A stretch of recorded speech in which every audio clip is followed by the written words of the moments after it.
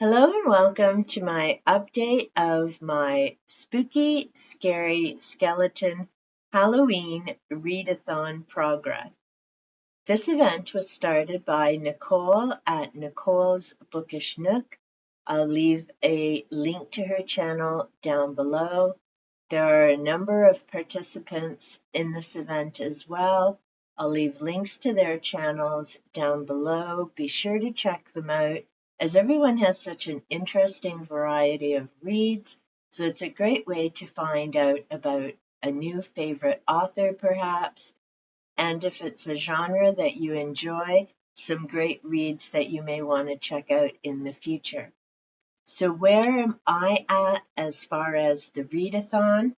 Which, by the way, thank you, Nicole, for keeping this very low stress and manageable. That's a big part of it. For me, that's a big part of enjoying an event. I want it to be stress-free and fun. Number one, I have yet to finish. This is Read a Classic Horror Novel, and it must be at least 30 years old. Now, I have a few. I was going to read Dracula, and for some reason, I just haven't been able to pick him up at the moment. So I may end up going to Frankenstein or Carmilla, or I might even read Dr. Jekyll and Mr. Hyde again. I'm not sure, but I have a couple of weeks to come up with a book for that. Number two is read a fiction or nonfiction book about a serial killer. I combine this with number four, read a book with ghosts and or ghouls. Anatomy of a Haunting by Lee Strong. This is based on a true story. Unlike the cover, which kind of makes you think perhaps cult or Satanist, it really has nothing to do with that. It's sadly, like too many other cases, some very twisted humans. It had to do with the time period that a child was born and the various events that flowed from that, and different things that happened in terms of this building and the haunting. And there are a number of things that come up throughout it. Because it is based on real events, this author spoke with the individuals who were involved in the haunting. They don't give the exact location, although it does say the nightmare on Baxter Road. There are some things that are changed in the book so that people aren't all showing up trying to check this place out. What I did find a bit bizarre is that in the beginning of the book, they talk about not wanting people to be put in danger or near this location. And yet the book ends with this woman putting the property up for sale. To me, that is kind of a contradiction that doesn't make sense, but it was an interesting read. Prompt number 3 is read a book that has an orange cover or has the word orange in the title. And I combine that with read a nonfiction or fiction set during the month of October. So this also satisfied 2 of the prompts. It was a lucky find during one of my thrift store hauls recently in September. Haunted Halloween Stories, 13 Chilling Read Aloud Tales. This is by Joanne Christensen. This is also from the Ghost House series, which I've mentioned before. This is book number 34. And to find out about the other books in the series, you can go to Lone Pine Publishing, where they have all of the books listed. This is my only book specifically set in October, so I was very happy to see this while I was shopping. My thrift store and I have this amazing synchronicity of finding what I need. In this case, it was Halloween stories before it was a series for the book trek event. I enjoyed the read. It starts in an old building. People are sharing different ghost stories. I enjoyed most of them. Some were a little too unbelievable. And the ending, you kind of know when you start reading it and speculating about how this is all going to turn out. It's a bunch of teenagers at a party and they're all freaking each other out with ghost stories. That takes me up to prompt number 5. Read a book where the main character is a witch. Now, I decided to actually read a book written by a witch rather than having the witch as a character. My first pick is Green Witchcraft. This is folk magic, fairy lore, and herb craft. This is by Maura. I love the cover of this book, the natural green, the trees. It's just amazing. I am partway through. So I still have more of her book to finish.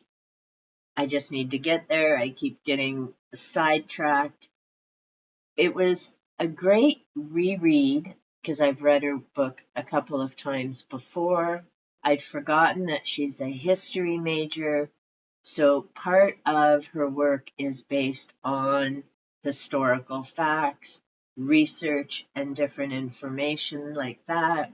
I very much enjoy that aspect of it. I just like her writing style because, again, like Cunningham, who I've recently mentioned, like Starhawk, who I've mentioned in a number of videos, these aren't people who make it sound all woo-woo, let's, dance around circles, yada yada. It's very, let's focus on nature, let's learn about the world around us, and let's do our part and live in harmony with nature, which I very much appreciate. Another book that I picked for prompt number 5, this is In Praise of the Crone by Dorothy Morrison, a celebration of feminine maturity. This book I enjoyed because it talks about menopause and it doesn't make it all scary or creepy. But I had forgotten how much she has so many spells for pretty much everything. So as you can see, I'm not very far into it. I've mentioned before, I'm not someone who does spells. If that's your thing, that's fine. It's just not something that I do, and typically I skip over those parts of the book because, as I've mentioned before, with reading pagan authors, I read them because they have so much information about herbs and nature and gardening and crystals and runes and history, and there's just so much to these books. So I'm not sure. I have a feeling Dorothy Morrison is going to go in my finish later pile.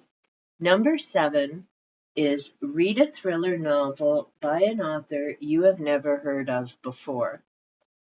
I am very leery of trying new authors, mainly because Stephen King, John Saul, a few of the others, is just not good with animals. And I don't want to pick up a book and discover, yikes.